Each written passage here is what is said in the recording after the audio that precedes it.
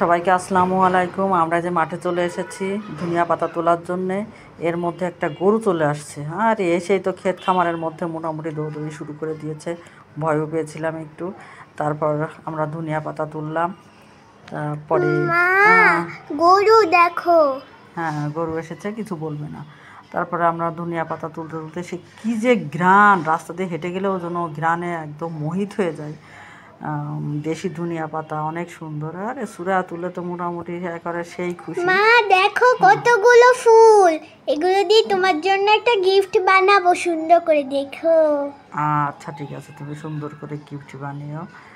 তারপর আমরা তুলে নিয়ে বসলাম। ও আমার পিঁপড়ি প্রায় প্রায় কামড়িয়েছে, একদম পা ফুলিয়ে দিয়েছে। বসে বসে আমি পা চুলকাচ্ছি। আর ওদিকে সুরা তো ধনিয়ার পাতা তুলতেই আছে, মনে হচ্ছে বাপের ক্ষেত, ইচ্ছা মতো তুলতেছে। বলে চল তুই। এটা অবশ্য আমার এক ভাইয়ের